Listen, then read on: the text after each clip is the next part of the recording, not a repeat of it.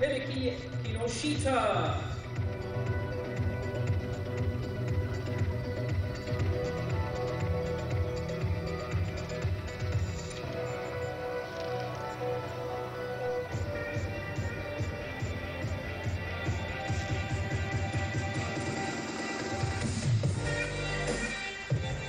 Please everyone welcome teams Germany and Canada!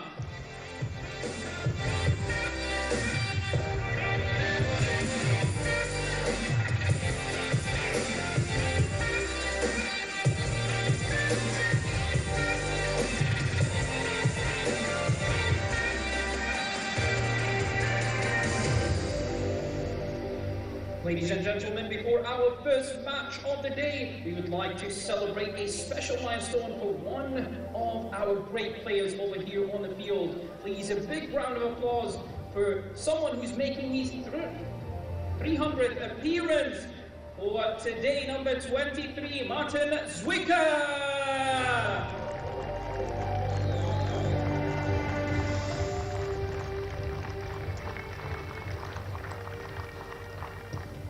Please everyone who is able, stand up for the national anthem of Germany.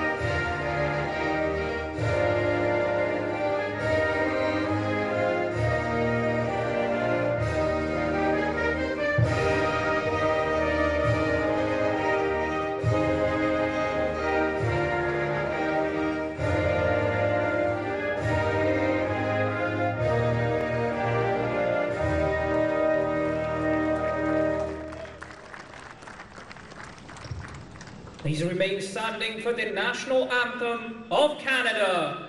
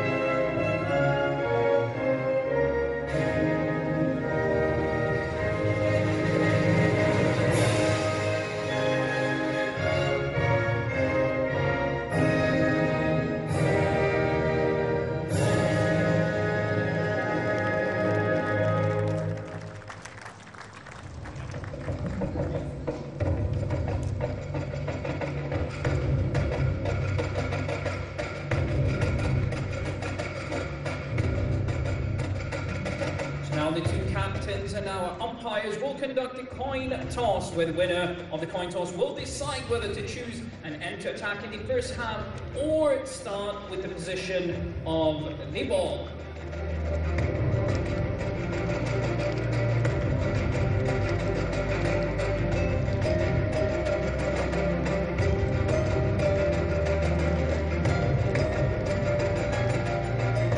Gentlemen, let's have a quick recap of our teams here for the starters. We have Matthias Müller, we also have Mats Krumbusch, and we have Nicholas Wieland. We also have Johannes Gross, we have Theo Henrich, Tom Grumbusch, Gonzalo Hiat, Christopher Ruhr.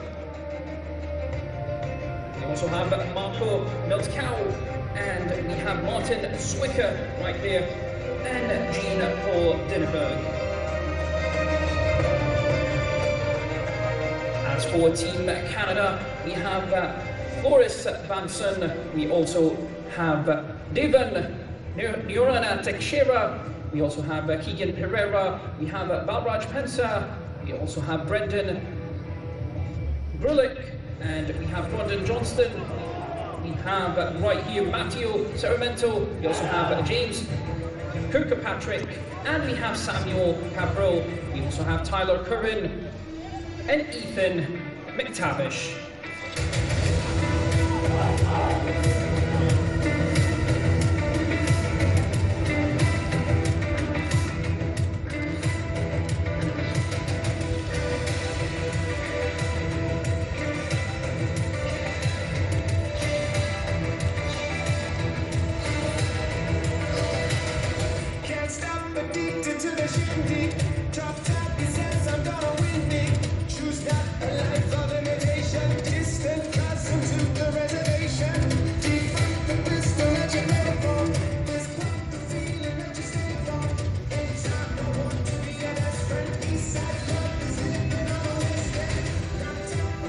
Good luck to both teams. Match is about to begin, so we have Germany versus Canada.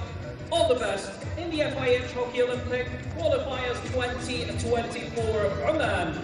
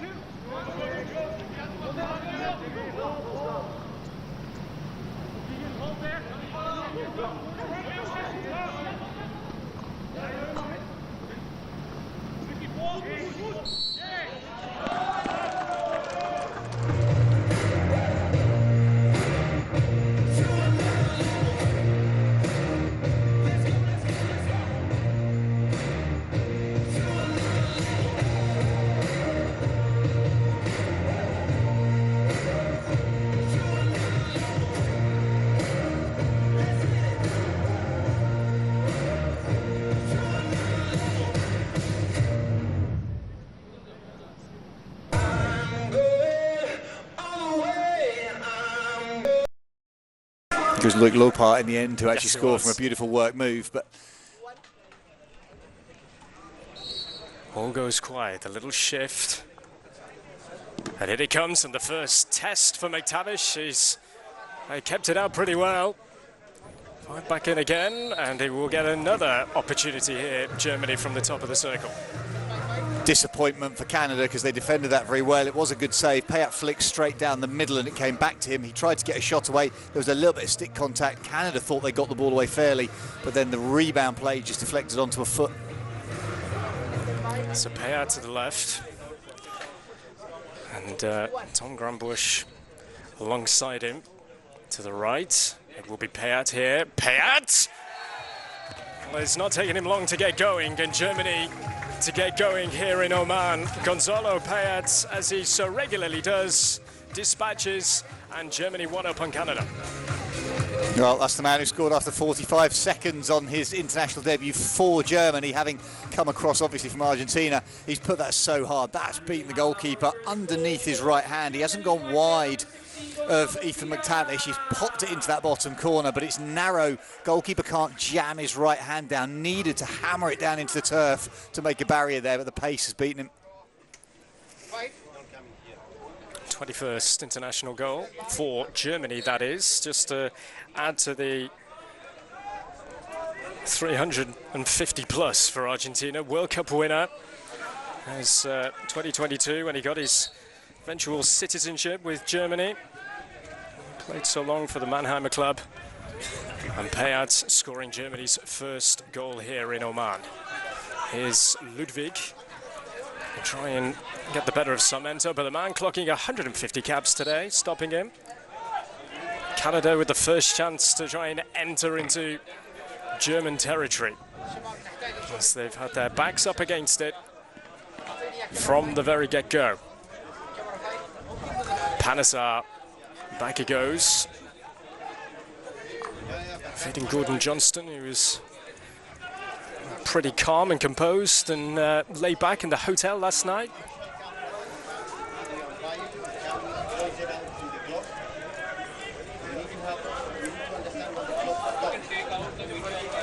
Germany with a world ranking of 5 against Canada of 17 here. And it was pretty ruthless the last time these two met in Tokyo. Germany getting to that bronze medal match, but just losing out right at the end. Is Ludwig, and this is where they can really get at Canada by just keeping hold of it, moving it so quickly. It's just absorbing, energy sapping, especially in these incredibly warm temperatures that we've got here. Across it goes. Johnston doing very well to get his foot out of the way. The quality tactically of that move up the right-hand side. Ludwig loves to get high up from that right defensive position. Gets high up, enables that lovely little overlap. You've then got Hannes Muller getting to the baseline and popping it across. So difficult. I mentioned the conditions, by the way. We're going to be having 4-minute quarter times due to the conditions here, which are a lot warmer than what these sets of players will be experiencing back home in Germany and Canada, respectively. Coming inside, and Canada just trying to get a feel for the game, really. Although it's a turnover for Germany just inside their own half. They did 17 years to become world's best again, their 3rd world title, Germany and India. A year ago. Lovely pop into the circle. Prince in space and gets the shot away, well defended once again. He's Prince, by the way, one of many sporting the old bandanas, as we'll see out there for Germany. However, much to our chagrin, the person that you expect, which is Christopher Ruhr, isn't sporting one. The one person you go, that's absolutely nailed on, can pick him out. How big a difference does he make coming back into this team now? I thought you were going to ask me how big a difference his headband make. You could come on to that later, maybe. But just in terms of his presence, how big a contribution does he make? I mean, if you look at the starting 3 for the German side, Milkau, Vellen and Ruhr as a front 3, I mean, that has to be one of the best, most experienced front 3s in the in world hockey entirely. And so consequently, he just adds that additional dimension. I think he's a much more mature and complete player than he was probably 5 years ago. And so consequently what he does, it's a little bit like Brinkman for the Dutch. He was very much an individual player, but now as captain, he inspires others. So I think the inspiration that now comes from him is about the group and not just about what he can do for himself. Yeah, medical study break. Reason why he didn't take part in those Euros. Here is Canada looking to try and break through this German defence. Well, they've not really been able to get into a position they can, and the press from Prince there very nearly came off. A great turn, though. It was Prince in the middle, was desperately trying to step in, but the quality of the take from Gerlich through that central midfield position. Henriks, and now Vellen who's on his day one of the finest poachers and scorers around, Niklas Vellen. Hendricks nowhere to go. And we'll get the free hit though. And plays it back here for Zinkranbusch, and he goes, little touch. That's a stunning save. And somehow it stays Absolutely brilliant save, right on the near post. Lovely little interchange play, and then all of a sudden, diving down to his left-hand side, McTavish, brilliant goalkeeping, read it really well after it had fallen just on the baseline.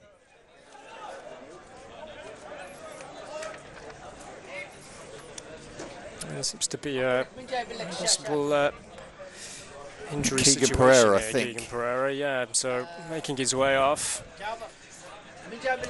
So James Kirkpatrick comes on, just taking a whack to the head, back of the head.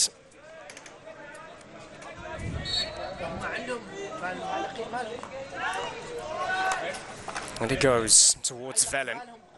Start again. Zinkranbusch just looking for that option. Has to go back this time. The Canadians have set up. Hannes Müller. Müller couldn't get in field, but Zinkranbusch unable to take it in his stride, and galloping away is Brendan Gerlich.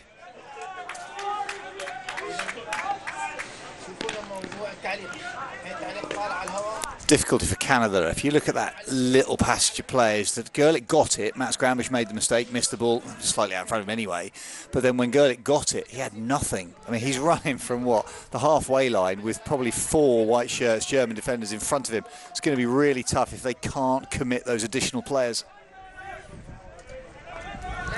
There's Tom Granbusch. He's just clocked 100 caps.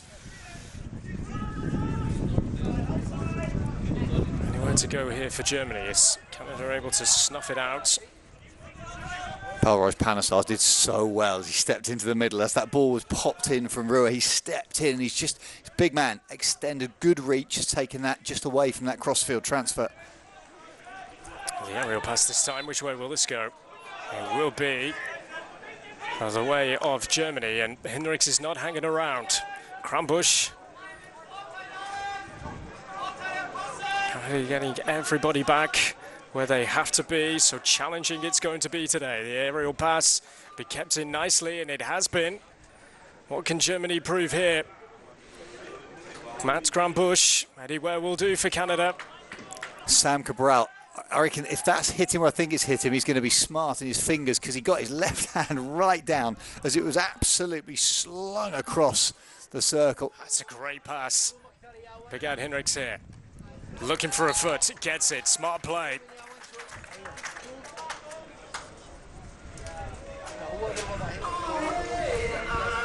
Well, that's what change of angle's all about. Hendricks' first touch as that came up and over the top. He picks it on the right-hand side and takes it down. Second touch wasn't as good, but it was enough to just force Canada back into their own circle. Albir Sidhu couldn't get his foot out of the way. I see Benedikt Schwarzhoff there, the number 8 for Germany. He's a late called up to get on a plane on his birthday to come and cover for Lucas Wimfeder, who's unfortunately injured. Happy birthday.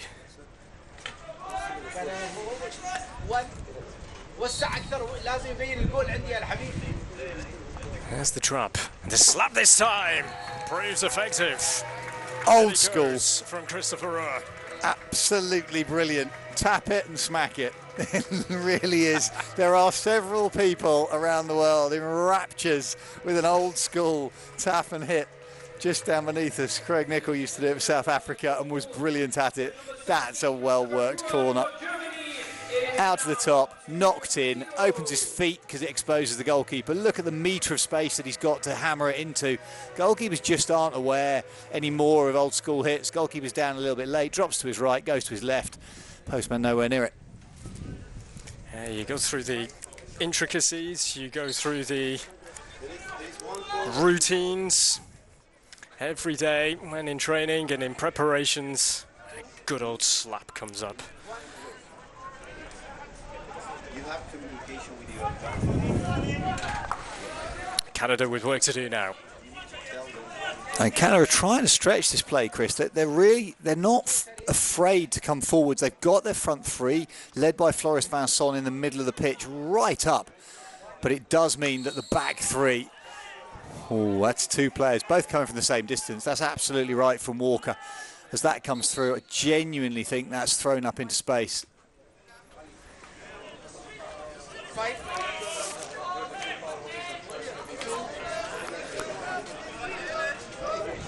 I think Paul Walker's just having a word with Canadian captain Johnston, saying you can't swing your stick when you're coming in. Yes, the ball was essentially coming into clean space and two players were going into it automatically. Johnston talking in the build-up to this, how he just loves the moments where everything is simply on the line. Tournaments like this. That's a great pass out from Muller, with two players coming at him left and right. He's peeled his feet round and popped it off his right foot into Mats Granbush, and they're down the other end. Here's Weigand. Weigand having to go backwards. Matthias Müller and Tom Granbush. Müller.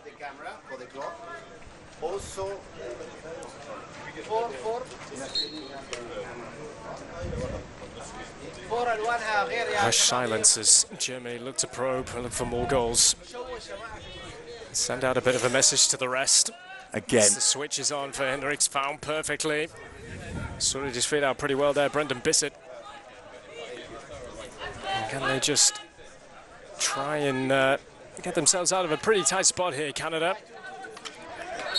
Yes, they can. And that's just a little eager to get there. Canada in bronze at the recent Pan Ams. They beat USA to third. They're in problems here. And Germany going to be in? Oh, you bet. Stunning the way that they just wrapped that up. Well, they're going to go to video umpire, I think. Not sure why, though, because the turnover ball,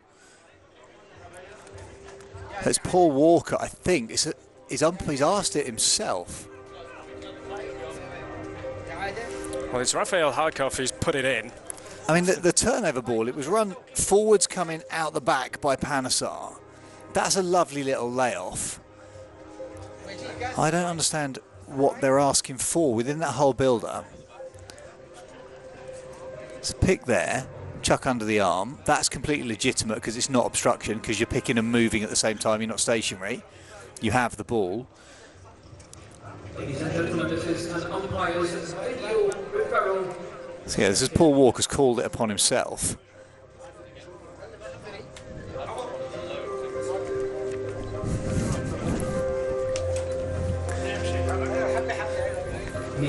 So Canada had worked their way out of that bottom left-hand pocket. You'd said, Chris, it was difficult in there. But they've managed to get out of that. Then they've gone cross-field, which was a little bit high risk anyway. But then Panesar's made that decision to run it forwards. The teams are waiting. But as he's run it forwards, he just hasn't carried it well enough. And he's tried to dump it under his arm. It's then been picked. And that interchange of passes, I can't see what Paul Walker will be asking about. It was a straightforward open stick pick on the interception. Yeah, and it was never going to be turned over. He'll just explain what he was thinking to Gordon Johnston there.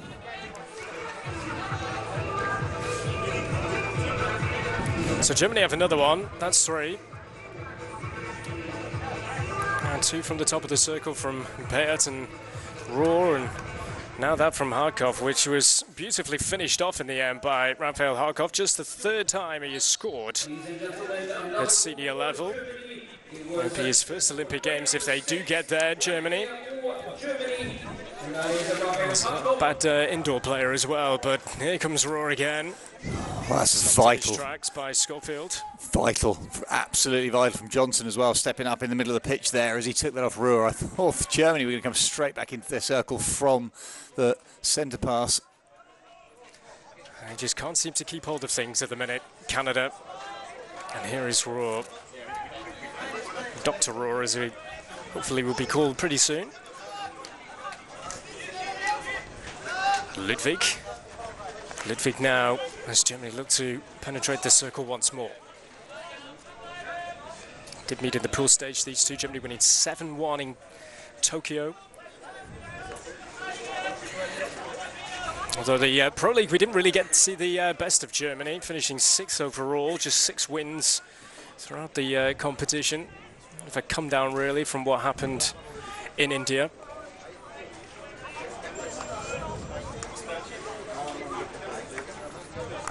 Here's Rohr finding that space. That's a great touch. And it goes for Ludwig again. Enters the circle, Ludwig, but he just runs it out of play, although the final touch did come off a Canadian stick.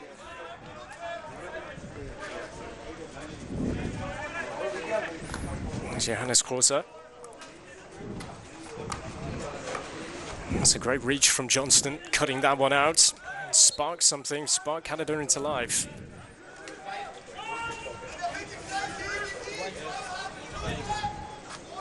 We're slowly approaching the end of the first quarter, which has certainly belonged to Dionamas.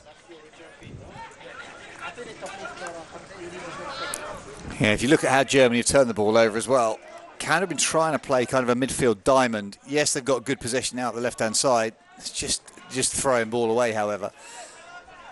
And then the break. This is where Germany can really get at them through Prinz. So speedy, so energetic.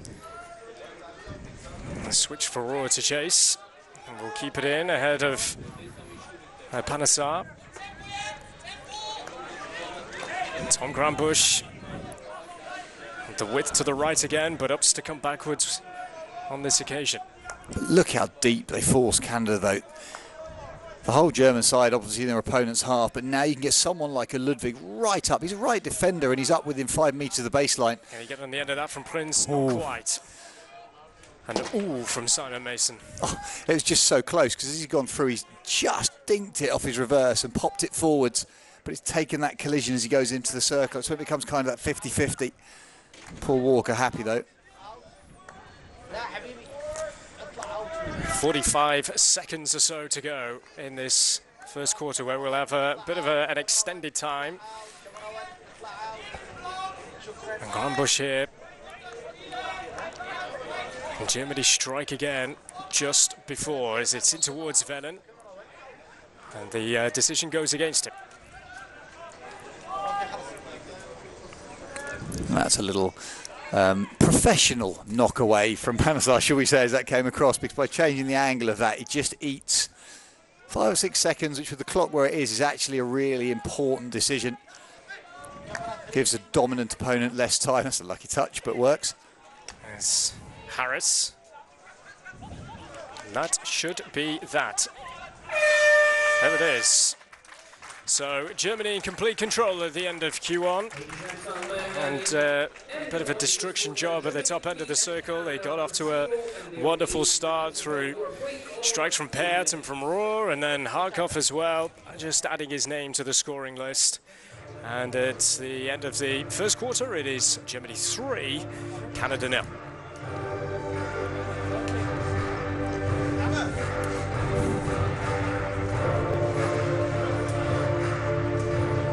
Oh, Germany were really dominant. Penalty corners initially really going to plan. They went out to the goalkeeper's left hand to start with, and they came back around the goalkeeper, underneath the goalkeeper for Peart's first. Really well worked. And then this personal favourite of mine, knock it into the space, put the stick through it, hit to the bottom corner. Fantastic finish. Then it was the turnover, and it was clever interplay. Velen in front, and then just it gets knocked across after the turnover. Hartkopf on the far post. How did Canada make a game of this now to try and get themselves at least going into half-time with a bit of a chance? Well, it's that million-dollar question, isn't it, for any coach? You're playing against a higher-ranked opponent, and you're in a situation where the possession is absolutely key, but you can't be hesitant. They've got to work really hard in probably a 10-15 metre channel, forwards and backwards. Germany getting over the top of them into the corners, so they need to backtrack when there's a threat of an overhead. But when they've done that and they've won the ball back, if they stay compact, little interplays, I don't think they want to go over the halfway line in the middle of the pitch.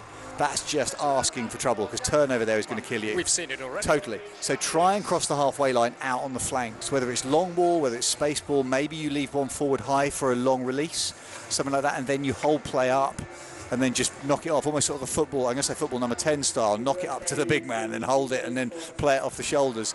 Something like that to get the territory.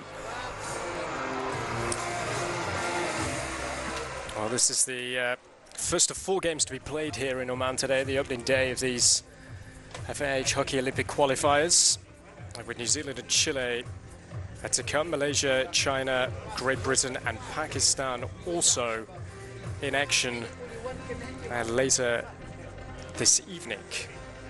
We have a couple of rest days before then heading into the weekend. That's where it all starts to really become the business end of these qualifiers. In terms of the overall competition, Simon, I mean, we've got some big teams here and some big nations who won't be going to Paris. It's got to come right down to it, isn't it?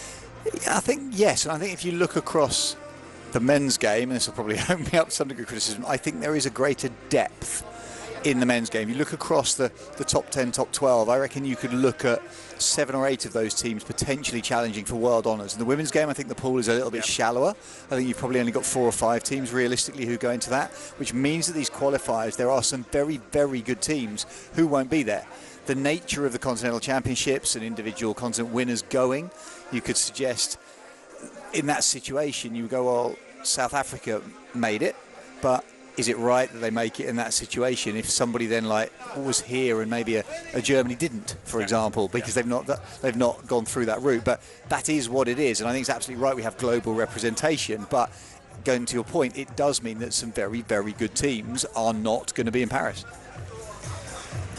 which makes it even more extraordinary, and it makes it even more exciting here this week as we're coming into the final sort of 10 seconds, 15 seconds before the play gets back underway again, these extended breaks.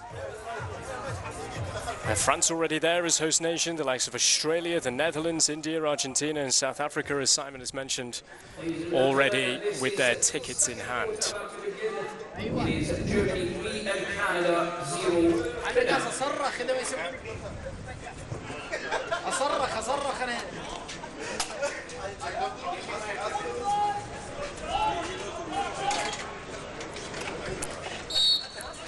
Germany 3 to the good then, here against Canada as we enter the second quarter here in Oman. Are we to see Canada try and give as good as they've got against Germany, more in an attacking sense. However, Germany not hanging around here, and they're going to get another one. Goodness me, Rafael Harkov there where he matters again, just a little similar to his first goal here. And that's 4 in the blink of an eye. I have my hands up in the air, clapping over the top of my head, because the drop-off from Velen, who faces the wrong way in the build-up, to Mats Granbush on the overlap. If we didn't get to see it, Granbush has given that pass. There's a good tap in, Harkov on the far side, absolutely fabulous position to be in. But the turnover point was the absolutely crucial bit. They got great overlap, but Velen's drop-off to Granbush allowed him to make an immediate pass through the midfield. That found Weigand, who then on the backhand was fortunate, but in it goes. Andre Henning talking about how Rafael Harkov has been one of their strongest players in recent months. And he's there where it matters again, as we say. 4-0, 2021, given his chance.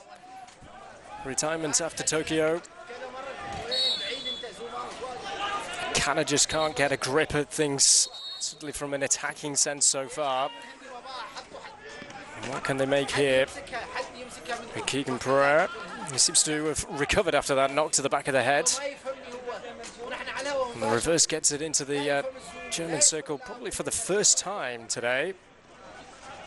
Agreed. I mean, Pereira, really clever execution of that skill, because if you try and hit it too hard, you cut underneath it or can lift it. He's gone to a really short swing and therefore just chopped it in, keeps it low, keeps it accurate. Didn't have the best of starts to their stay here in Oman, by the way. Germany, a few suitcases and bags didn't arrive in time, so it meant that some of the players, when they wanted to get going training-wise, were unable to do so. They just simply didn't have any kit. All that seems a long time ago now, I'm sure, with the scoreline being what it is. Velen.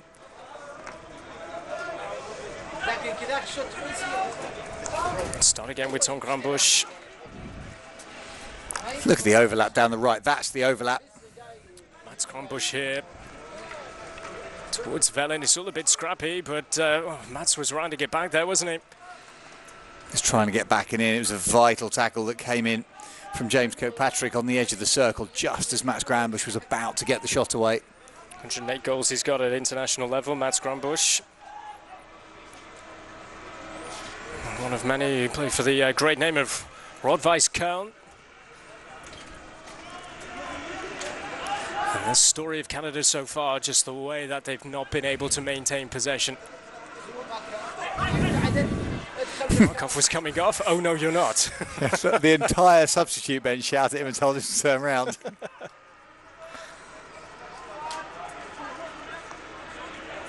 It's on Granbush now. Lifts it, stretches it, space and time to bring it down. Almost in the second quarter we are, and the early stages really of the match overall. They're kind of teasing with Canada and playing with Canada already. That's Granbush now. It's really tough for Canada, however, because they've set up the lineup that we got given pre-game. They're starting out with the front three, and it feels like they've carried on with that. Which just means, we just watched Jeremy Triumph, so it just means that they've only got that plain three in midfield. They've not got that extra man, which makes it very, very difficult for them. Schwarzhaupt. And getting more and more senior experience, having impressed so much for the junior side. Oh, what a ball that was.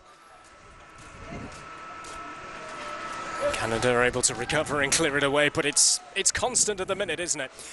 Yeah, and that's the problem. If you look at that clearance point as they tried to get that ball away, Sam Cabral, again, he's got the ball on the end of his stick, but he's thrown it off the sideline, and all that happens is coming back at you 3 seconds later. You need to have confidence in your own skill level. It's on your forehand. Yes, it's in your own circle, but try and find an actual connected release pass if you can. Far, far easier said than done. There's Schwarzhaupt. And the evergreen Martin Zwicker. Schwarzhaupt again. Zwicker. Still the width of Ludwig one side, up to go to the other this time.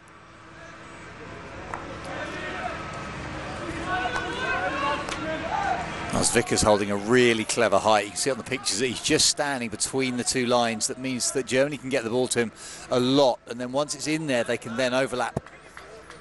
All over the top this goes, and the brace is on now for Teixeira. Match stride for stride, however. Gonzalo Payet. That's a tough leg race because Devon Teixeira is quick, and Payet had to make some ground across. He's not the quickest man in world hockey, obviously absolutely exceptional at what he does, but he's not renowned for just simple his point-to-point speed.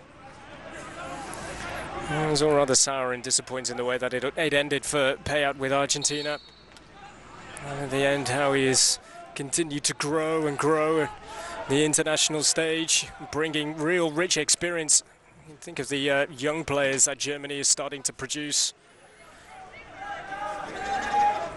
And players the likes of Martin Zwicker too.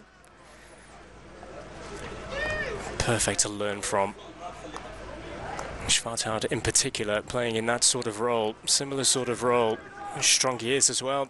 Schwarzhaupt at the top of the circle, the penalty corners. Zwicker has another go now. Zwicker, in he goes.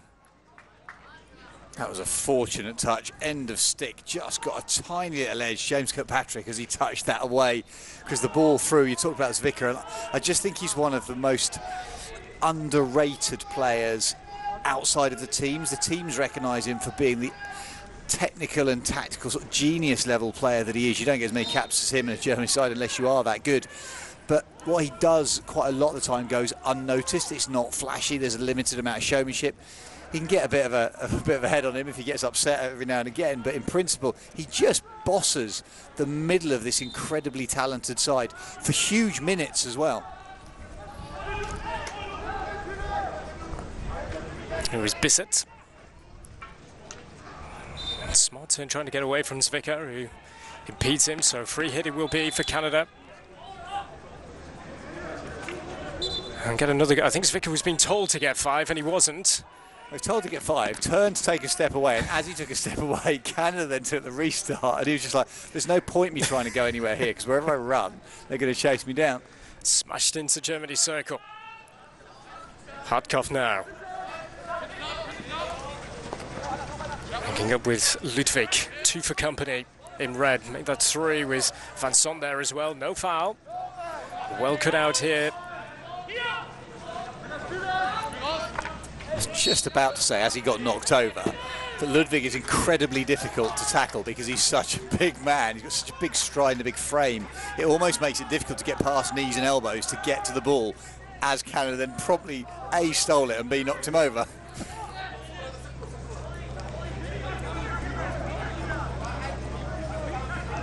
He started on the grass turf at TV Jan, or it's Ludwig. We'll be hoping that Paris will be his time to shine on the senior stage, be his first Olympic Games.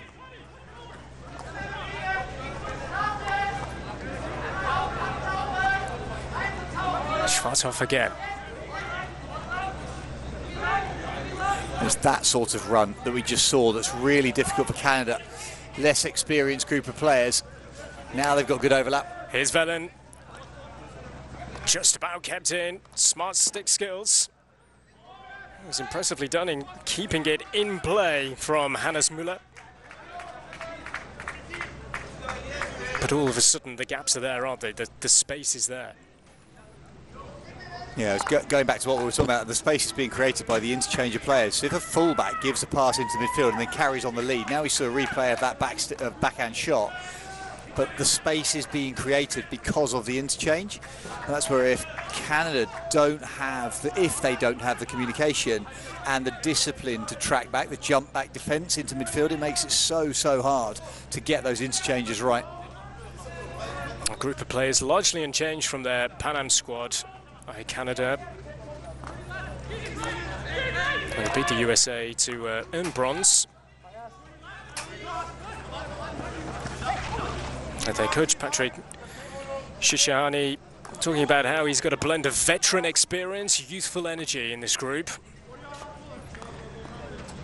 They've had a lesson handed down to them at times here, though. Here's Ludwig for Germany. Going to get the free hit, he wants the ball, he wants to get on with it quickly. 5.5 minutes behind until the break.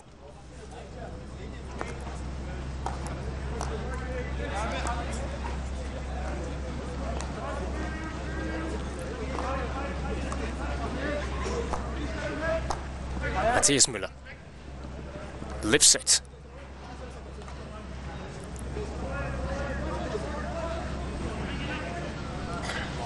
Bush, on he goes still. Brave goalkeeping, wiping out his captain there, Johnston as well.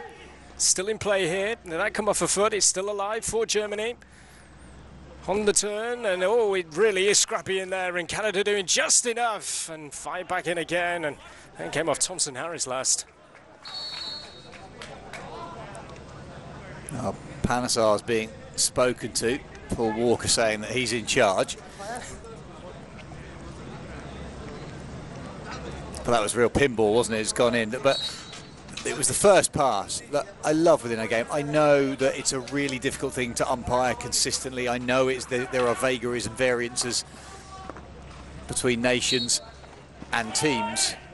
But when a team can throw from, what was it, a right midfield position to a lead out high left midfield, left forward in space, it's just fabulous to see, particularly because we've got it from this extended position. Here we see Granbush going to back foot to shoot. That little touch from Prince just to try and touch it in, and then up and away. Sarmento brings that down nicely. And Sarmento, a regular scorer for Canada. He's been in front of goal.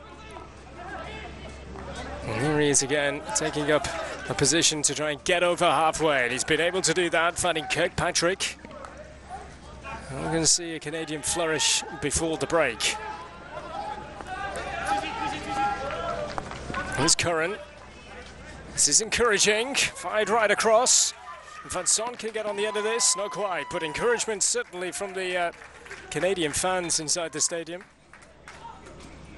No, that's a good entry into the circle, good position, managed to get it away, then they got second phase, and to be honest, Theo Hinrichs, we'll see at the end of this clip potentially, as he's fired in and through. That's a great opportunity. Now if this plays out, watch the take there, that's an absolutely brilliant bit of defending, as Canada got a little bit of pressure up the pitch. Corsa. Here's Roar, nowhere to go. Door slammed in his face by Curran.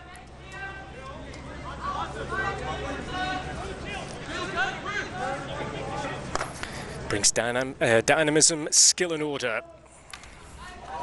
Christopher Roar. That's what Andre Henning is speaking about, his return to the group. Payat getting on with things, 2.5 to go inside. Germany leading 4-0 here in Oman, the first game of these qualifiers. Hinrichs, that's the pace. Electric stuff from Hinrichs. Stopped well in the nick of time, however, for Canada. Bring it out of defence, but look at the amount of white shirts just surrounding Floris Van Son. And we've got the sprinklers on. Who pressed that button? somebody's pressed the button that isn't going to be popular.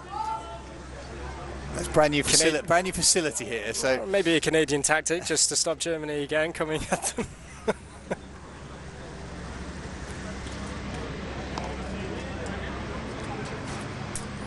So 154 we have remaining as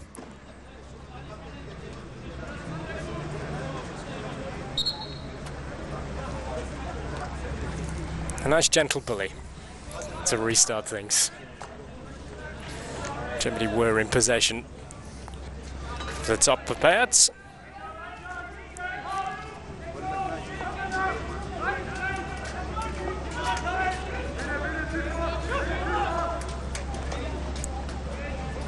Song, can he get there? Not quite.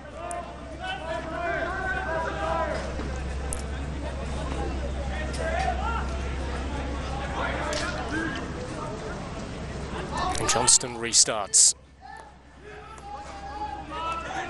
Curran. Oh, look at that pressure from Rua. Oh, unlucky, but that's a brilliant bit of high pressing from Rua. Forced Canada back. Johnston has had to go onto his backhand to try and hack it clear.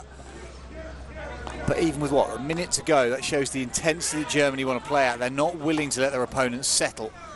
Curran looking for the tricky pass. And cut out by Krambusch. Krause bringing it down. Pretty much fall around him, but no problems. Turned it over yet again.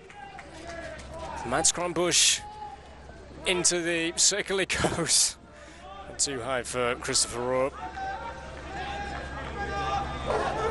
But the Rohrweiss-Köln combination. Two club teammates. Here's Bissett now. Bissett coming infield. I'll get away from Zwicker. A switch, is not on for anybody. Apart from that of James Kirkpatrick. Does that kind of sum up the way things have gone for Canada in these first two? It's been a tough half, hasn't it? I mean, that's probably the only way to sum it up. As they make their way off, it's been difficult for the team in the red shirts. Yeah, how do they make a comeback or just at least a fist of this in the second period? We shall soon find out. Germany bossing it, the world champions, with 4 goals to their name. A couple of goals for Harkov with Payat, and with Rohr also scoring from penalty corners as well. And at half-time here, it is Germany 4, Canada 0.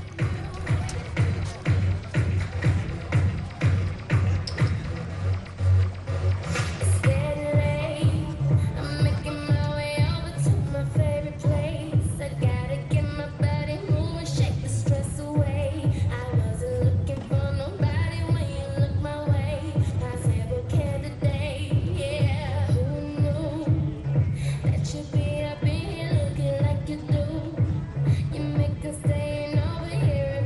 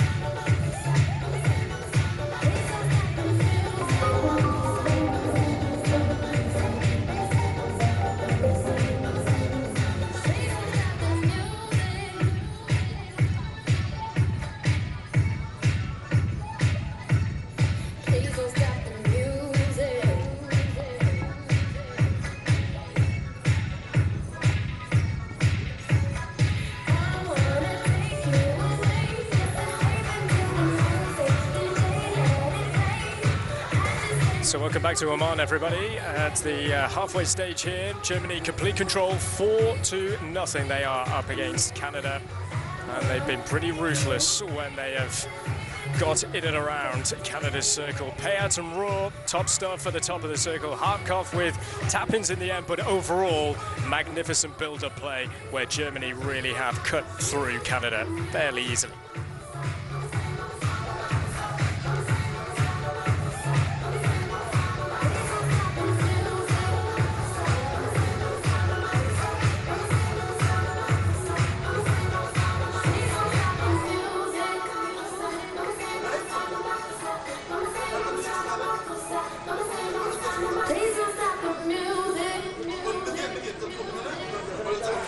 Sun is beating down here in Oman.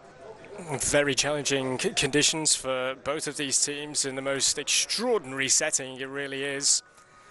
And Germany and Canada, these first games so important just to get off to a good start, to build, lay down the foundations. Germany's certainly done that in the first 2 quarters, Simon Mason.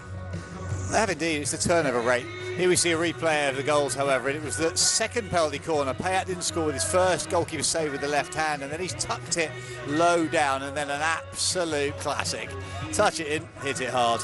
Bottom corner, finds the space, nothing that the postman could do. And then the turnover, clever, through midfield. Velen provides a disguise run, dumped off under the arm, and Hartkopf with his first, which was at the end of the first quarter. There was then a fourth goal right at the start of the second quarter that, again, great turnover play, little drop-off ball, and then Grambusch with an incisive cutting pass through into the circle that ended up with Hartkopf giving him his second for Germany's 4. But it's the turnover, going back to it, it's the turnover rate, Canada getting it out of their back third. It's really tough for them. It's a big ask. And so what do they do? Where do they turn to? How do they just at least try and stop the tide that is constantly coming their way? Is it just simple, keep hold of the ball a lot better and stop those transitions? I mean, players who don't have the ball have to consistently work hard. They have to get themselves in positions where they can offer a release pass. That's really important, because otherwise the ball carrier feels they have nothing, and then they go as low risk as possible, which is throwing off the sidelines, throwing it high away. And at this level, it comes back at you after, 6 or 7 seconds. So you're in a situation where even if you've got the ball in your stick, you have to have confidence in your own ability to retain it. If you see a foot, put it on it. Go 5 metres up the pitch. If you see a foot, put it on it. Go 5 metres up the pitch until that genuine counter-attack opportunity happens. Because otherwise, if you get it and then run away from the rest of your team, they sprint to catch up. You then turn it over and they're sprinting 50 metres back again. So you get into this shuttle up and down, and they can't do that. It has to be really precise, it has to be really controlled, and then take the opportunities when it's the right time. But then you've got the intense pressure and this pressing game of Germany, which they just simply can't deal with. Yes. that's the problem. Simon Mason, everyone. Yeah. All right. There's your analysis for you. So you've got a situation where it's the basic fundamentals of how do you get out against a higher ranked opponent, yes, but it's where you take the ball, because Germany are creating those overlaps, but they're creating overlaps by throwing players in from the back line into the midfield line, and that rotation means you have to have exceptional communication and great defensive integrity. So if your player runs past you, you have to run until you're released. It's those kind of little things, and actually it's the first 1 or 2 metres of running that dictates your defensive space, because if you get wrong side of the opponent you're chasing, you're gone. Yep. Interesting to see what happens then when the players come out after their half-time talking to, refreshments. It's incredible surroundings here. We're about 20 minutes or so out of town here in Oman, in Muscat. And it's hockey qualifiers, and behind the grandstand that you'll be able to see on your screens right now, behind there is another stadium that has been built, that coming up for the Hockey Fives World Cup, which will be taking place some 2 days after we've finished here with these Olympic qualifiers. So plenty going on here in Muscat. A real hotbed of hockey will be over the next 15 days or so. Hotbed being absolutely the right phrase. Yes, literally. That first game of the day when the sun's on the turf, when we got here earlier on, we were right in the sun. Yep. It was hot in the commentary position. The shadows come over, so the rest of the games for us will be comfortable, but this game now, the second half of this, as teams, particularly Canada, as they're tired, they're having being forced back, is what does the heat of the day, as it has built, what impact does that have? Fourth quarter particularly, will they run out of legs a little bit? Or alternatively, will they recognise that if it was to be 5 or 6 goal difference at that point, the game is gone? Do they then just set themselves back a little bit deeper and retain a little bit of energy looking forward to tomorrow's match? Yeah, it's pretty rapid, isn't it, in terms of the turnarounds, but these players are used to that at international level. Yeah, 2-2 isn't the problem. I mean, obviously they're allowed to do that within the regulations. It's then if you get 2-2 and then a break and then 2-2. So by the time you get to game 5, they'll only have 5 games here. I think it's two gap game, gap 2. Yep. I think is how it finishes. Quite a long period for 5 games. They'll be fine with that. When you're in a bigger team tournament, so maybe 4 4s or 2 6s, then all of a sudden you're into 6 and 7 games, and that is brutal.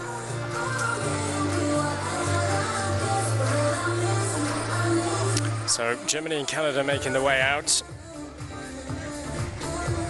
Germany, you nearly made your international debut against way back when. But for studies, it's like Christopher Rohr all over again. And no way as talented. Absolutely not.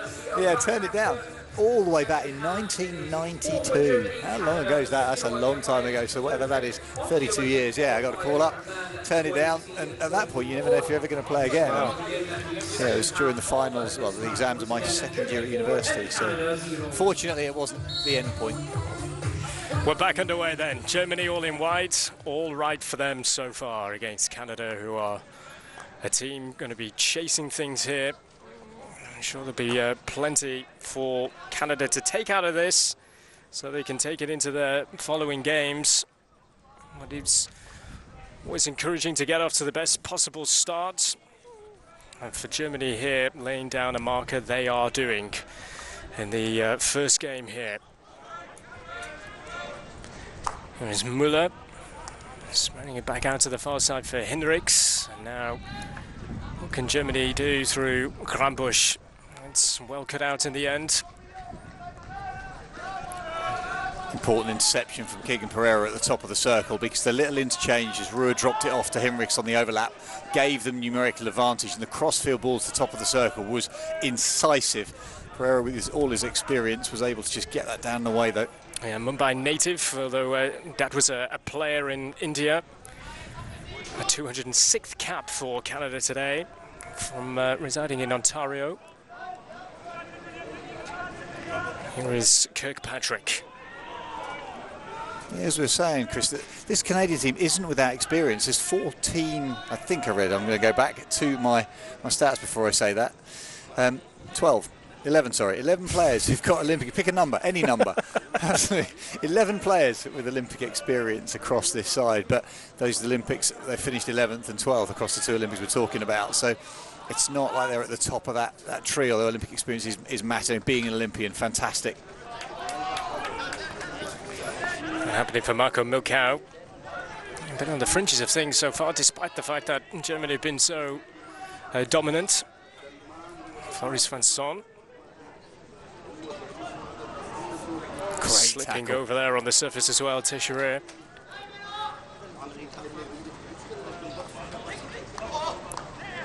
Grambusch. Here is Milkau. Whoop. And keep it under control. Christopher Rohr checking back, seeing what's available. Weigand to his left now. There's no panic there. Weigand into the circle he goes. Can he cut it back? Might go all the way on his own here. I thought Weigand was just going to pull that left to right across his body as he did, and just slide it underneath the goalkeeper, who'd done really well to get his body down to create that block, as he's done a couple of times in this game so far as Germany have come in down that left-hand baseline. That's the switch, fired right across the circle.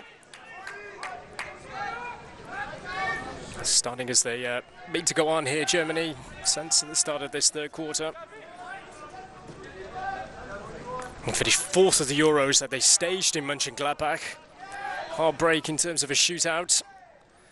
Well, the Rohr is in. The man who didn't take part then, but does here now, and he gets another goal for Germany. Great advantage being played as well. And Germany now have 5. Rohr has his second of the game.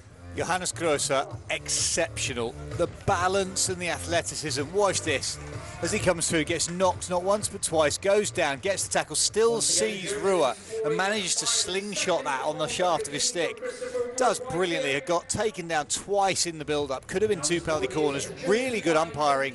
And then Rua finishes with an easy finish for Germany's 5th. Another great goal all round for Germany. He scored 3 times in Tokyo, including a couple of goals against Canada in the pool stage, did Rua.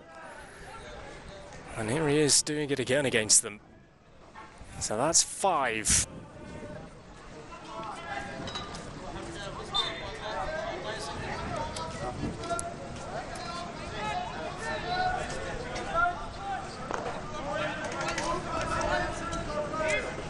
Rua been talking about qualifying for Paris. He said it means so much that in fact that he still has some room in the cupboard for some rather special medals that he's still waiting to win. He's still got some room in his cupboard. It's a really big cupboard.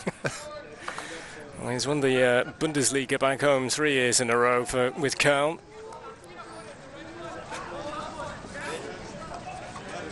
Here's Hendricks.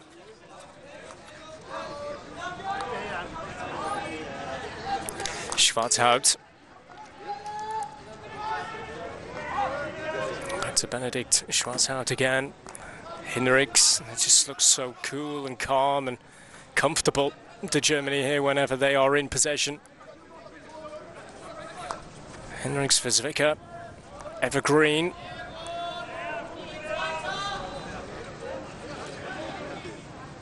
And Germany certainly don't need to kind of overcook it in terms of tempo, but you do need to retain a base level of play, because as the game goes on, it's a comfortable scoreline. Obviously, if they just start to slack off, it's the subconscious action of the pace that you play at that you then carry forwards. So you're looking at a situation where you have to make your own tempo, you have to force the passes a little bit, despite the fact you've got more space than you might have against a higher ranked opponent.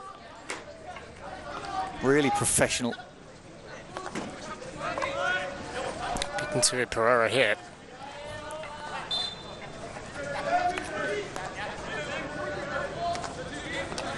It is Prince and Zwicker.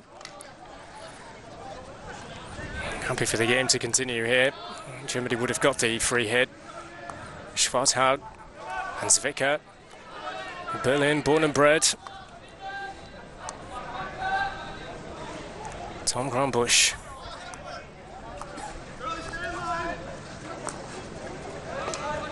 Prince.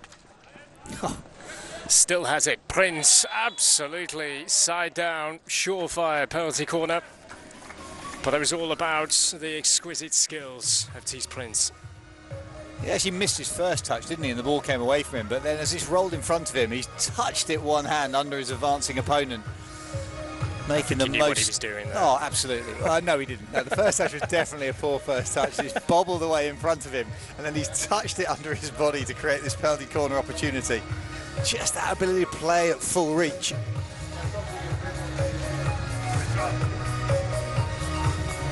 So they've done some damage so far, Germany, from this sort of situation.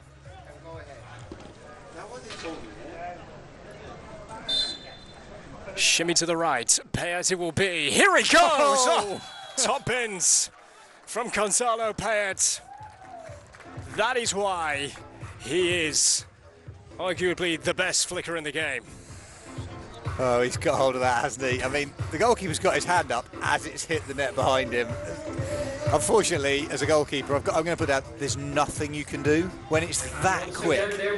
Out and trap, clean trap gives him all the time. There's nobody on top of that. I mean, the goalkeeper's hands are both coming up. That's gone close to one of the ears of Ethan McTavish. It's gone pretty much straight above his head. I mean, but with such pace, you just can't get your hands there quick enough. Extraordinary once again from an extraordinary talent, Gonzalo Payet.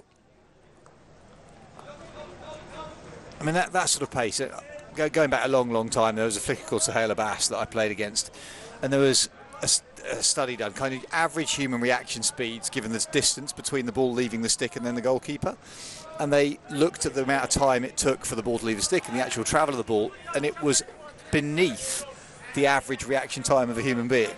So you're looking at that, and that's 20 years ago. So you've now got athletes who are far quicker, far more talented than I ever was at that point. But that's why it's going in. So people watching at home go, well, just put your hands up. It's, I promise you, it's not that simple, because A, your brain's got to work out where the ball's going, B, you've got to get your hands there anyway, and the precision of the flick is just exceptional. Alternatively, I was just slow. No comment.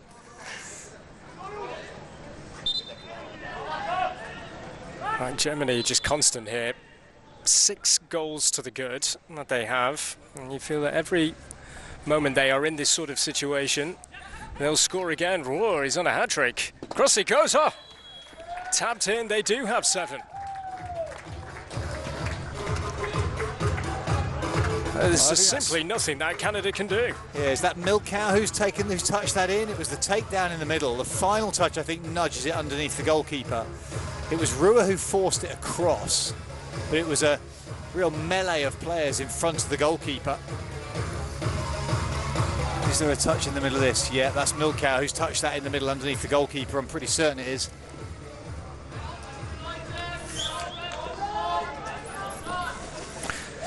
Getting great team goal. 115 goals now, Marco Milkow for Germany. So here we go, another goal for Germany. And that is a true poacher's goal, although it has been credited to Rohr, but I think it was Milkow with the deft touch. Yeah, it just looked like the angle of the ball changed slightly, didn't it, on that replay from that camera over the top of the goal. 7 Germany scored against Canada in the previous 2 meetings between these 2 nations. How many more can they go and get, do you feel? And players like Rohr and Payat, who are absolutely on it today. Here he is, Payat. Good one for his captain to stretch and try and keep in.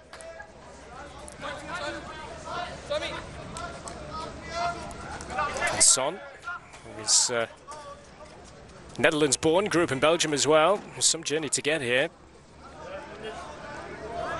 He's been a Canadian resident since 2016. Comes to the land of his father. There's the swish. Look at the space for Grambush here. Grambush! Oh. Goodness me, had that gone in.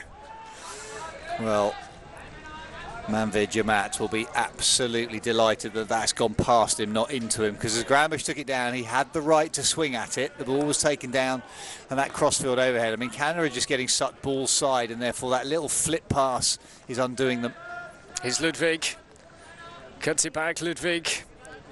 Time here for Grosser to take it into the circle. Grosser, keep that control. Not quite. Vincent was there. It's going to be a sore one. Hey, Johannes Grosser has felt that.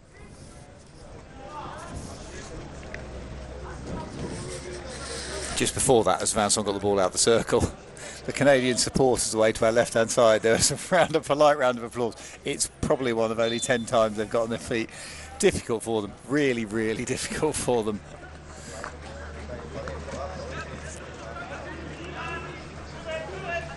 And this is also the problem. If you carry the ball along your own baseline, as Canada just chose to do, you're inviting Germany to step up that press, and they're not stepping it up as a single isolated forward line, they're stepping it up through midfield.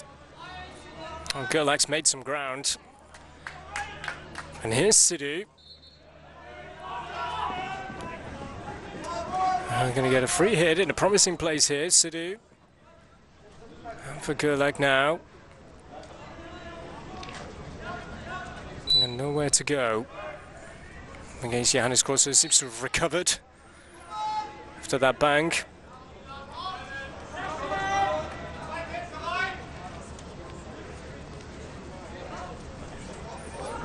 Sam Cabral. A couple of years now he's been involved in the senior setup. Here's Rohr. Look at the commitment to run down the middle of the pitch. Look at Velling going. He is absolutely on it. He certainly is. Niklas Velling now taking it closer and closer to goal. That's just a fabulous bit of running. Absolutely brilliant. And it undid I think it was Taylor Curran who saw the flip ball forward but had no awareness that Velen, the minute that Germany turned that over, he was on his bike down the middle of the pitch trying to get behind that Canadian backline. Did so because the quality of pass was so in stride. I'm going to play with the tournament at the World Cup, top scorer, Niklas Velen. He was unplayable. He was absolutely, I mean, again, to repeat, it was a familiar genius level as a player. And it felt like it was those moments that were magical, that he had so much time and the decision-making was so sweet. He has 7 goals en route to a World Cup success. Müller, look at this, the way that they are just carving through Canada.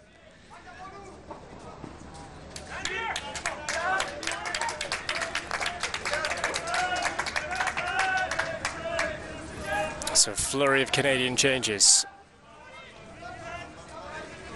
What has been a tough ask for this whole group so far. It's Olympic qualifiers, a long way from home. They were playing their Tokyo qualifier at home in Vancouver. Extraordinary against Ireland it was, the way that they went through in the end in 2019. Ireland were pretty much celebrating after 60 minutes, but for a video referral for a trip in the circle after time had passed. And in the end, they went on to win the shootout. Better crossfield from Canada to get out from that right-hand pocket, doing to the Germans what the Germans had done to them, mirroring that set of passes. And it is important they keep looking for that.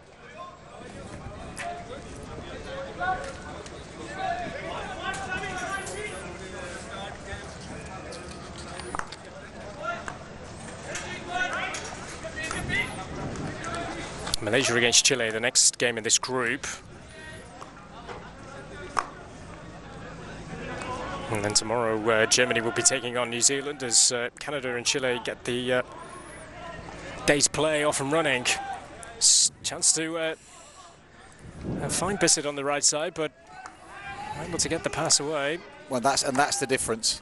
Is that when Vincent got that in centre midfield, Bissett had made absolutely the perfect run down the right-hand side, but the pass is delayed, and there's probably, I don't know, maybe half, 3/4 of a second window to get that pass away, and that's the understanding and it's the instinctive nature. And Germany do it pretty much all the way through the game, and yet Canada, because they pause on the ball a little bit, that ball, they can't get it away. Prince gets his pass away.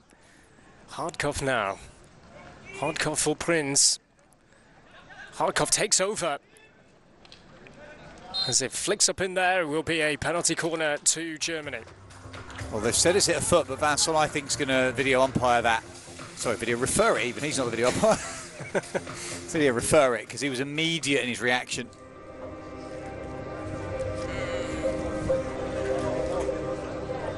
So the question's a really simple one. Vincent, it was given against him for a foot in the circle. The umpire, Kinoshita, suggesting that's what it was, but Vincent went straight to him.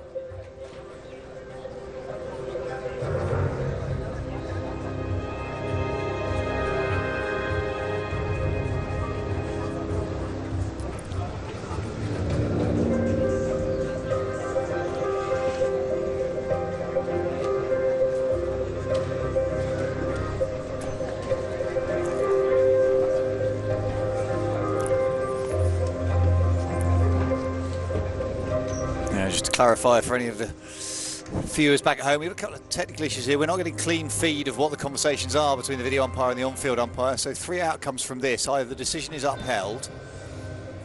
I'm going to work on that. What? No advice to it. It's a bully restart. They're saying so.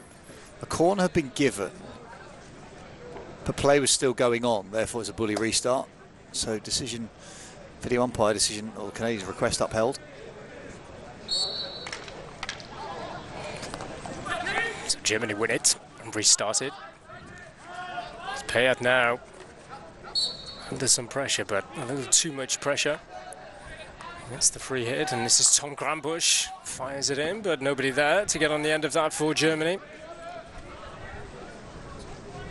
1:35 remaining on the clock in this third quarter. Pereira. This is Vincent. Surrounded. There's generally has been the case for any Canadian player today, but Pereira's taken a good spot here. He's got his pass away too. Canada looking to get red shirts in there. Awkward this could be, and a penalty corner that will go the way of the Red Caribou. Real chance to try and get their team on the score sheet here. Pereira's skill to get the ball to this position, the hit ball across was lovely. That's just a little unfortunate edge, and it comes up into Hannes Muller. So Canada get a chance. A little slap ball, but to get it there, Pereira had taken it down from an overhead, and he'd whipped a hit pass off his wrists in the middle of the pitch. Fabulous execution from him. First one of the day for Canada here.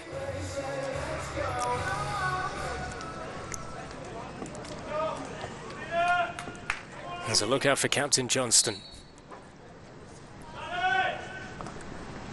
Here he is. Oh, he's hit that well. How long it will be. Everybody waiting for the decision from the umpire. It's given us a long corner because it hit something on the way through, which must have been a defender. But everybody was looking wholly confused. Germany have also changed their goalkeeper, you just noticed. It's the only time in this game we've looked down on the German goal. So they've gone with Alex Stadler. When he came on, absolutely no idea. A free hit right on the edge here now. Back they go, Johnston again. Johnston, a little deflection on it. What a chance that is. Player creeping around the back. He's touched outside the circle, but going round the back of Alex Stadler. Matt Cemento. A strong positive finish here to the third quarter for Canada. Here's Harris. Cross it goes again. Still can't clear it away, and in the end it fell to Schofield, who couldn't hit the target. What a chance that is. He's got the shot away well, but again he had to go in to out. Ryan scored a couple of goals at the Pan Am Games. And Canada's best chance so far of this opening match, but Germany with 7 goals to their name so far. It has been relentless at times from the reigning world champions. And for Canada, at least something to build on going into Q4. At the end of the third, though, it is Germany 7, Canada 0.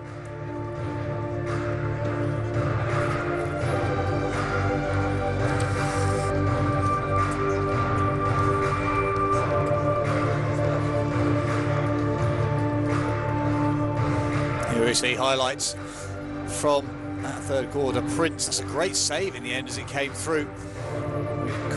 I didn't quite see. There's a lovely little bit of movement from Germany to go around down that baseline once again, finding the space down the left-hand side and picking that up. Then it was the move through that Ruhr finished, but it was all about the strength of Johannes Gröser down the middle, and then that little long slap, slingshot push even, to get the ball away to Ruhr that gave him the chance just to punch that in. That was Germany's 5th. Really, really well worked. Great strength and athleticism and balance as he came down the middle of the turf. Celebration all round, easy for Ruhr. Then Payat, doing Payat things, picked it up, slingshotted it. I explained it on commentary. That's gone past the goalkeeper before he can even react. That ball's over his hands before his hands get there. Pure power. Yes, it's about precision to get it that high between the gap between the helmet and the crossbar, but an absolutely stunning finish for Payat's second. And then a team goal. Ruhr had all the time. It's been credited to Ruhr on the score sheet. We think Milkau got a little bit of a touch to nudge it underneath there, underneath the goalkeeper. I'm sticking with the fact that I think it's Milkau. Canada then did have chances. They got a penalty corner because the ball across the circle after a beautiful hit from Keegan Pereira, and then they had a chance on the hit at the end, right at the death. And at least something for them to go off. Yeah. That final moment, because they barely had anything, Canada, here. At least something to go off and to go forward in this competition. Well, there are moments. The players that play at this level are stunning athletes. They have individual technical and tactical skills and awareness that is beyond the average hockey player, and that's what we don't appreciate. We're looking at some of the world's very best players, and the Canadian players are absolutely the same in their own right. They are the best in their nation, they're on the world stage, they can create things, and if they believe, they will create things. They might get another couple of penalty corners, they might sneak a goal. Are they going to win this game? No. They were never going to win it after about the first 8 minutes. However, they are going to try and put themselves into a good position going forward. Good habits, good professionalism, work your way into the next game.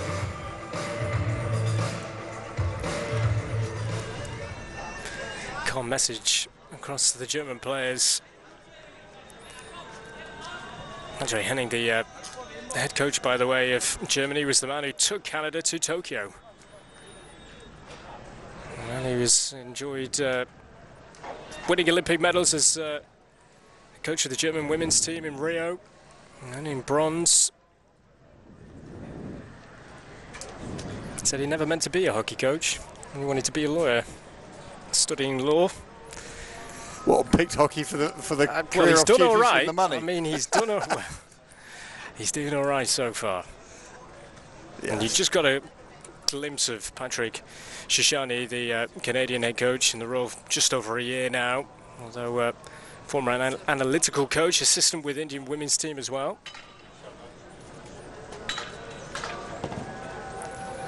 From Lady Grey in the Eastern Cape. They will go back and they will analyse what has gone on here in this one, Canada, ahead of their massively important game tomorrow against Chile. I know pretty well from their comings together in the Pan Am Games. But Germany here, well, a case of just playing this final quarter in the only way that they know how. Well, the lower ranked teams must have come here with a tactical awareness of who they were going to play and what games they were likely to get something out of, and therefore they wouldn't have come into this game thinking they were going to win. They could have an outside hope at it, as we all do over sporting careers. You go to a game thinking, if everything, what a ball that is. He's missed it. However, but an opportunity, maybe 1 out of 100 in this situation. However, the next game they've got, sorry, one of the games they've got is New Zealand. There's only 7 ranking points difference. They're then playing a team ranked underneath them. You have to win that one, obviously. Yep. But you're talking about, can we get one upset result to put us in a crossover where one more upset result? So I reckon you've got to play a game and a half beyond form to give yourself a shot at the Olympic Games. Now, that's not beyond anybody's asking at this level. That's great strength from Grosser. Yeah, there's a bit of a swing there as well from Teixeira. Brave stuff. But from the good finish to the third quarter that Canada had, they simply brought it into the start of the fourth here. And then that happens. Vincent away towards that goal. You can see the shot was so frustrated. They're making leads in the circle, and Pereira's decided that his option is just to smash it in. Andre Henning wasn't looking particularly bothered, was he? Not at all.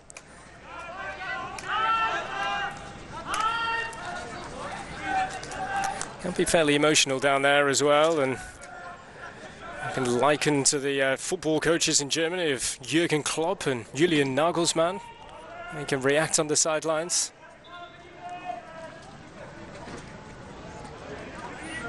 A long corner here for Canada. Back for Johnston now. Panesar and the free hit. We can't get through the wall. That is Justus Weigand. But they come for Johnston once again. Oh, Ruhr was sniffing that, wasn't he? He saw that cross-field transfer and knew he could step out. And that goes back. Johnston, and as Canada go back, Germany come forward. Well, you can hear the call, even in our headsets, through our headsets, you can hear the call of high, step up high. So encouraging. Nicholas Vellen is leading that front line as a point player, but then there's a 3-player flat press coming out behind him. And Canada are really struggling to go past that. Oh, over the top of Johnston. On the reverse. That's a good stop in the end. That was Weigand who were just talking about that. And a good save. Yeah, sorry, because I was going to say the goalkeeper might actually take a knee in this, because I think that backhand's hit him straight in the middle of his forearm, and he's wearing lightweight elbow pads, as a lot of the goalkeepers in the men's game do, and he's absolutely nailed him. Didn't hit his glove, that's hit him right in the middle of his left arm. Just cannot dwell on it, Van Son, like that. In that sort of area, Prince was in there to steal it. Here's Velen. Niklas Velen now. Charging on for Germany. Van Son looking to try and earn it back here, having lost it previously. Well, if anybody's ever wondered about the importance of moving off the line with the ball once you pick it up, that move from Velen in the middle of the pitch, get it, move it, and be moving as you receive it, just fundamentally shifts all the angles, all the opportunities. Here's Taylor Curran. Johnston.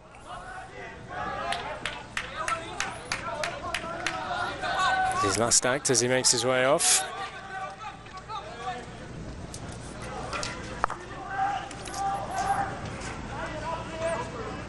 Germany finishing 4th at the Euros. They were unable to earn that direct route. There's drama all the way and a shootout defeat. Hands of England, and that's Grumbush on home turf in Gladbach. Unable to keep the dream alive, really.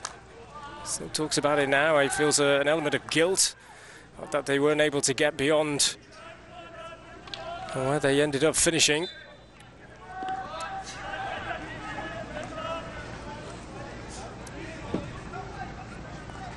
Harkov back for Prince here. Müller sees a little bit of space. Müller, Prince now. In the end, Canada are able to breathe a little easier. In terms of like when they sit down later and back to the hotel, they're able to get the video going and have a look at this. What will Canada be looking at? What will the coach be looking at in terms of any sort of positive for them to take into the next game? He'll be looking, I think what he'll be looking for, he'll be looking for off-the-ball movement. So he'll be looking to see, are the players trying to commit to the right runs? Are they getting in the right defensive positions? Because against an opponent like this, it often feels like you have got absolutely no air to breathe. You've got no ball to play with. So you're very reactive, and that's the issue. So what he'll be looking for is to see, are the players proactively doing what the team play is? Because even though there's no success from the play, there can be positive movements, and I think that's where you have to be really coldly analytical, and you almost wipe the result out and you just go, that's an irrelevance. The result itself, Germany have played pretty well. They've taken the opportunities when they've been given. They're playing at a higher tempo most of the time. The ball handling's better. So how did we play in this game that we can relate to the next game and the next game after that? So I think that's how you analyse something, a game like this. It will feel rather soul-crushing, I guess, for these players out there. 7-0. The way that it was going in the first two quarters in particular, Germany, every time they were going for it, they were finishing it off. And that's where it comes back to, I mean, we'll possibly have a discussion about what we think about player of the match through the course of this quarter. And this second half particularly, it feels like it's been more about a German team structure. There's been less standout players. In the first half, there's 3 or 4 we can name. We could name if we go to that conversation, but it's a situation where you just go, well, now it feels within themselves. And then, I mean, it was 7-0 at the end of the third quarter. They've not created any more goals in this quarter. The foot's come off the gas a little bit. Fatigue will kick in. I thought the opposite would happen, is that Canada would get tired and the spaces would open up and Germany would rattle in 2 or 3 in this last 15.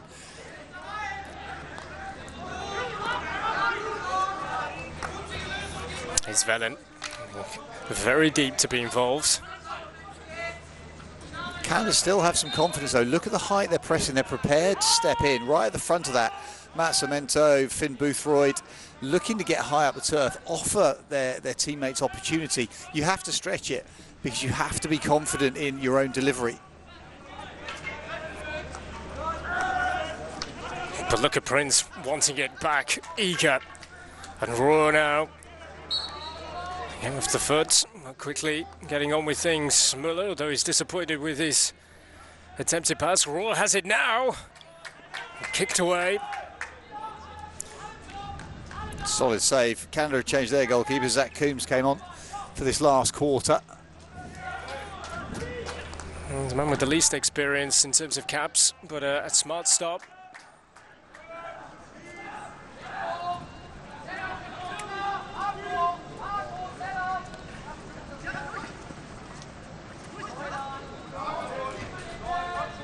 Schwarzhaut. Müller. Width on this left side in particular being offered by Gonzalo Payet. Müller takes it on again. Müller squeezes it into the circle to the edge for Velen.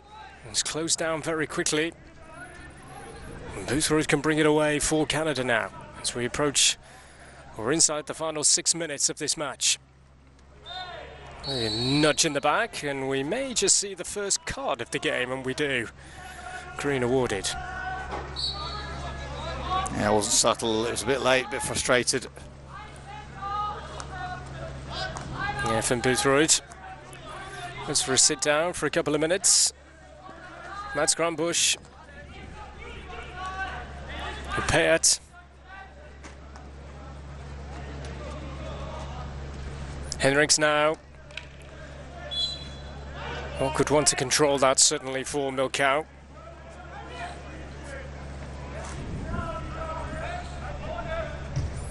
One thing that Germany were gunning for, certainly, is efficiency when it comes to being in and around the circle, something Andre Henning was rather bemoaning, certainly through the Pro League.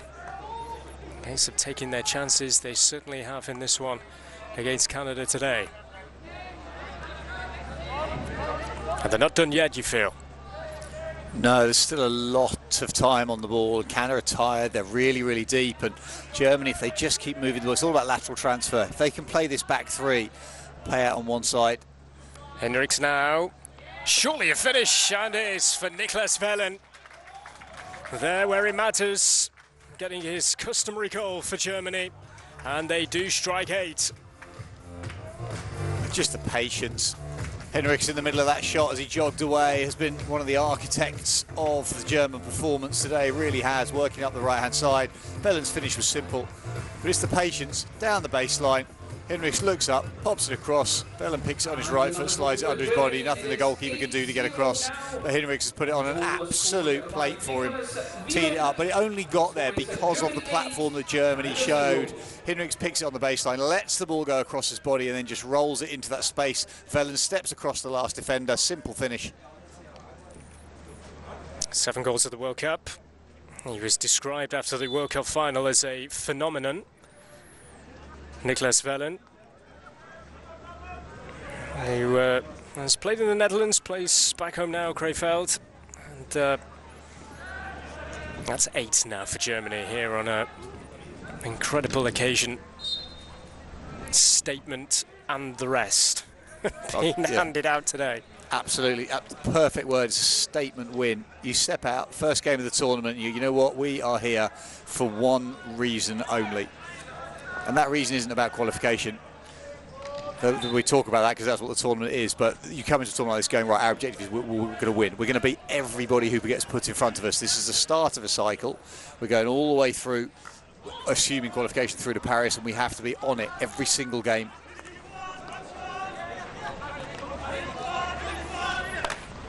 Fired in, but nobody there to apply an attacking touch inside the circle, despite the fact the ball ended up in the goal.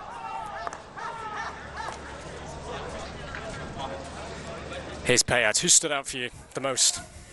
I think for me there's 3 people that are on the list. You got Harkov for those couple of open play goals early on, but I think he's disappeared during the course of this game. Yeah, German number 6 it was a good couple of goals, but it was created by other people. I don't think it's been teamwork in this second half. For me, Theo Henriks has been all over this. He's played down both flanks. I think he's been creative and he's been technical and tactical. He really has worked very, very well through those channels to create opportunity. It's another penalty corner for them, but he's been brilliant. Oh, it looks like they're going to video refer this. Yep. In this second half then, I think Thies Prince has also been good. He's been standout. It's been a team performance second half. I don't think there's been as many individual standout bits, but you go back to Henriks, he just delivered for Velen. So for me, I think if we were going to be picking him from up here, then Theo Henriks has got to be in with a shout at that Man of the Match award. I think he's been brilliant. Sometimes hidden though, because when you score 8 goals, it's up to the goal scorers to go, and if Payet puts this one in, he's on a hat-trick, but what else has he done other than flick a couple of balls in the goal? I appreciate that sounds very dismissive. He's very good at what he does. However, somebody else has created them, somebody injects it and stops it. He's got a close skill to deliver. Fortunate for you, he's not there. You got Tom Grambusch left castle and Schwarzau right. Just waiting to see what the outcome will be from the referral for Canada.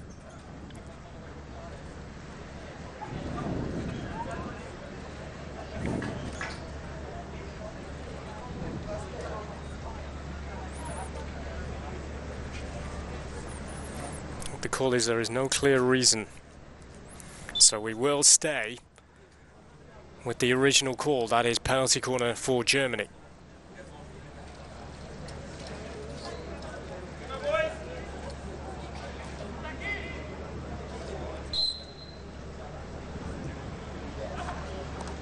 Tom Grambusch kept out really well. Still alive, is it, for Germany? They're going to get another go, coming back off a foot. But sharp reactions in goal, making sure that Germany don't score a ninth. Incidentally, really matter anyhow, but Canada losing their referral here. Here we go again, Tom Grambusch this time squeezes it in. And Germany do have 9. Long controlled drag, isn't it, that he's brought into his body and then opened his wrist to pop it to the goalkeeper's left foot, the right as you look. Somebody got a touch on it on the way through. Another goal for Germany, and that is Tom Grambusch, number 15. Straight through, Tom Grambusch. Canada 0. Score of the Euros, got a couple of goals at the World Cup last year. One of the most important goals as well. In the quarter-final there against England it was, to level the scores to go to a shootout. But here in a more relaxing environment for Germany, scoring the 9th goal of this game.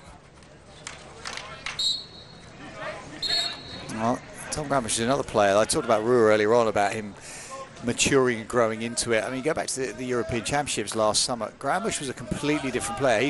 I've turned him at times, I've turned him as the world's angriest hockey player, genuinely. Just seems to be upset with the world when he plays. And yet, at the Europeans particularly, he was so composed and he was brilliant. He was genuinely one of the very best players. Just found passes, threaded balls, didn't get involved with anything that he couldn't control. And it fundamentally made him a more effective player, in my opinion. It was really impressive to see. There is Müller just calming things down. Into the final 2 minutes then. This game was done and dusted a long time ago. And Germany scoring 9 here in this first game of these FIH Hockey Olympic qualifiers. Other events happening in Spain and in India as well. Oh, Canada. Johnson stepped across the front of Panesar in defence, has absolutely put him off, and it very nearly fell to Ludwig on the baseline. Here he is again, Ludwig. Ludwig goes on, little nudge back. The turn is Milkau. Red wall in front of him. Milkau looking to win it back, can't. Really brave defending, very, very brave from Ollie Schofield in the middle of the defence, because Milkau went to his back foot. There was a real chance to get the shot away. Yeah, Schofield has it now. Tracking back was Müller. Free hit Canada inside the final minutes. The seconds tick by. And they have something to shout about at least here, Canada. Back for Johnston. Here he is again, the captain. It's the aerial on, not quite, into the corner. Eventually making ground out to that left side. Johnston back with it again. As with this side with Panesar too, but there is the aerial which is cut out so easily by Ludwig, who sends it forward again for Milkau, but in this stage of the game he wasn't particularly interested in trying to chase that down as well. Wow, what a ball it is. That's off his wrist as he ran forward. He's popped it off his right foot up and over the top. Really difficult skill to execute. Schofield, and that will be that. Germany, how impressive was this? 9-0 victors against Canada. They are an opponent who they do generally score a handful of goals against, and here no exception. In the first game of these Hockey Olympic qualifiers for 2024, proper statement win from Dionymas here. The world champions with 9 goals, keeping a clean sheet as well, showing their brutal quality from penalty corners in this game, and overall just a wonderful team performance that in the end Canada just simply had no answers and they just could not deal with. In the end then, this first game of these Hockey Olympic qualifiers, it is finished. Germany 9, Canada 0. Ladies and gentlemen, we have came to the final of the first match here. Germany versus Canada. It is 9 for Germany. Canada 0. A great start for Germany right there. To name our player of... It's a really good start for Germany, and they got off to the most perfect start, didn't they, Simon Mason? They did indeed. Payout with his second penalty corner, slides it underneath the goalkeeper for their opening goal. And then the second, a well-worked penalty corner. Christopher Ruhr will absolutely delight with that. And then it was about turnover ball. Germany finding passes through midfield, easy to intercept against Canada. And that was a wonderful team goal for Hartkopf's first. That was Germany's third. Then that drop-off ball to Grambusch set up Germany. Grosse on the backhand allowed Hartkopf to tap it in at the far post for 4. That's a really well-committed Weigand's backhand even. Grosse was running across him. But that was the 4th. At that point, Hartkopf was having an absolute field day. He was all over the pitch, finding so much space. That fell away a little bit in the late exchanges. Opportunity on the reverse, going to the back foot for Grambusch. Canada's just scrambling. Prince with an opportunity, but that's a really good save. And Canada did get the ball away in that instance, but it just kept coming. Very, very difficult. McTavish was called into action time and time again, but Germany, it was the turnover ball, and this was all about Johannes Grosse.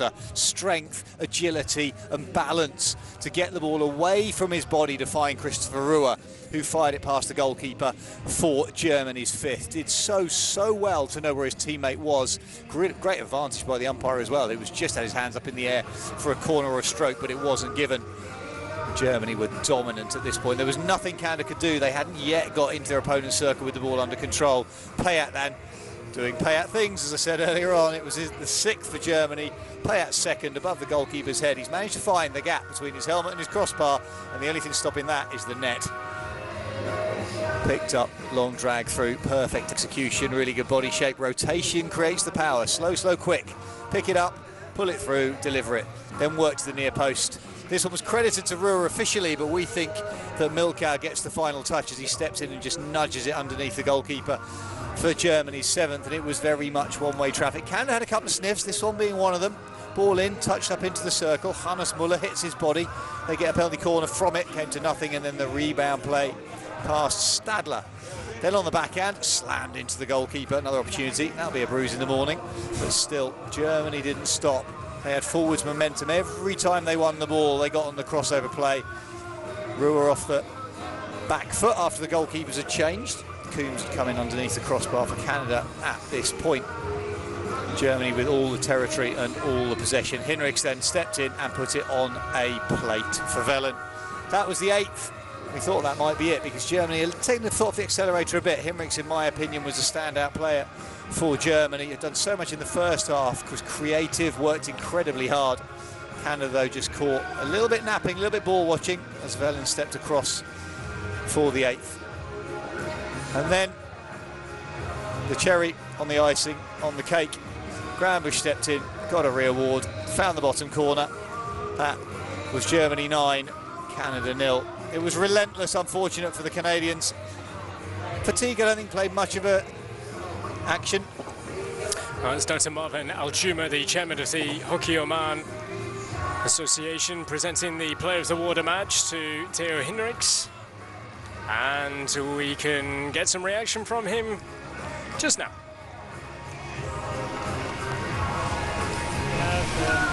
Came good in the game, started well off, good energy, good team effort. We kept it easy, didn't want to force anything, so I'm really proud of the team. Good start and good basis to go ahead in the tournament. What are the first two performances on the second half? Of course, it's always I can only thank my teammates. They prepare my runs, so good team effort. I think everybody played a really good game and really easy game, so I think all of us did pretty well. Thank you. Well, the thoughts of Theo Hendricks, just quickly put into context, just how good was he today? I think he was exceptional in the first half. I mean, Germany could have taken it easy, but you have to commit to the running. He's a really quick athlete. As we see the confirmation of that final score, it was about the creativity, what you do off the ball, the opportunities, the passing, where you're in the right place to allow the people in front of you to do what they want to do. New Zealand against Chile coming up for you here next up in these Olympic qualifiers. But for Germany against Canada here today, pretty impressive stuff from the world champions, sending out a rather strong message to the rest of the field that they are here and they are here to win and qualify. So thanks for joining us for this one. We will see you pretty soon. Bye for now.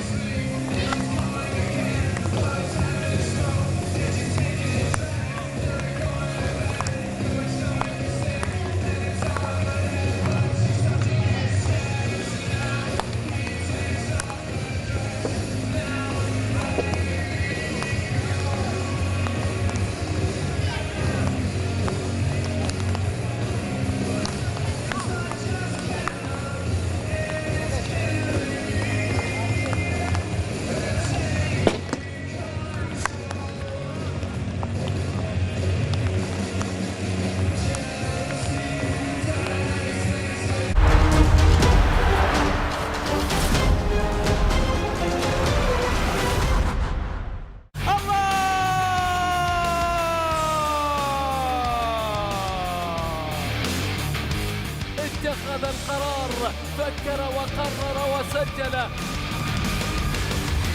نعم، هنا الهدف الأول، هنا البداية والانطلاقة. الله كرة الثاني الله، ما أروعك يا الهاجري.